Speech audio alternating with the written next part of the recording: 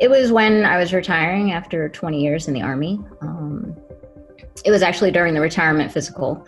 I was diagnosed with flat feet, arthritis in my left knee, and later diagnosed with degenerative disc disease in my neck and lower back. The bottom line was no more running. And I wasn't like a marathon runner or anything, but I really was devastated. It was my go-to exercise choice, stress reliever, and recreational pastime. And I didn't really think about it. It was probably a lot more, because when I first joined the Army as a private in basic training, I did really well with my run times. So well that when I was injured and couldn't take the final fitness test that was required to graduate, the commander granted me a waiver and just let me go because my previous performance was that good. This taught me a skewed lesson, by the way, right away, that runners were valued in the Army. Not for any practical reason, but just it seemed to get acceptance. So I made it a point to always max this event and never, fall out of formations, and just let it be my solid, safe recreation choice. And mind you, I wasn't a Christian then.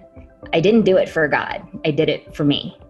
So even though I was retiring from the Army and didn't necessarily need running to relate confidently with people, the idea of not running just left me at a loss for how to keep in shape, how to relieve stress, and what to do for fun.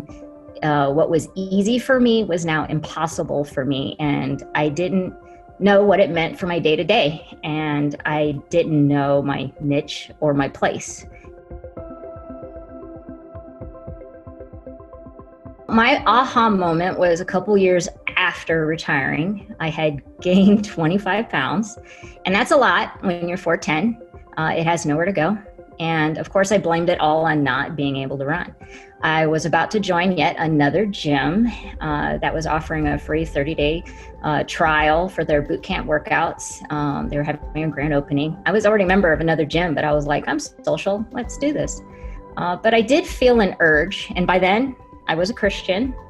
I felt an urge to invite God with me, like it would be something we do together. And so I said it. I said it out loud. I said, God, I don't want to do this without you. And he answered. He said, submit yourself to their authority. I was surprised by that particular answer, but I went with it. I said, sure.